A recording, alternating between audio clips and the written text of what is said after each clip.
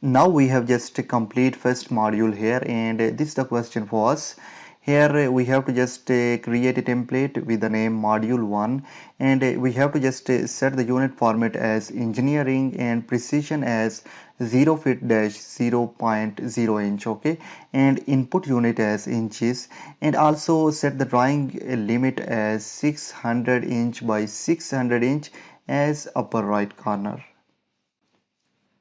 Now I have just launched the AutoCAD here, and this is the welcome screen, and I'll just click over here start drawing to create a new drawing. Okay, so I'll just click over here and we are in drawing number 1, and from here I'll just first set the units. So in this case I'll simply go here in this command UN, I'll hit enter.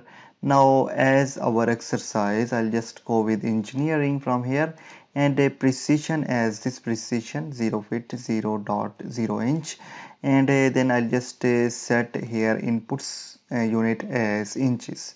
So I'll just go here in inches option, and rest of the setting I'll just keep as it is, and I'll press OK from here.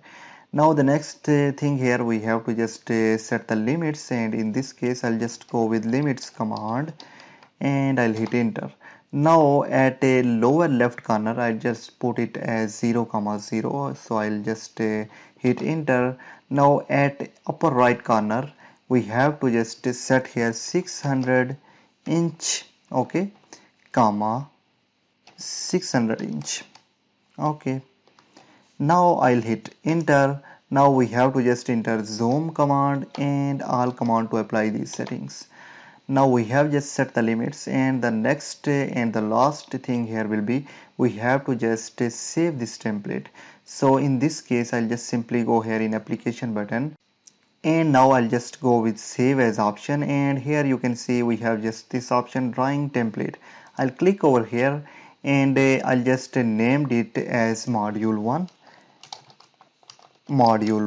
and here you can see the extension here is .dwt.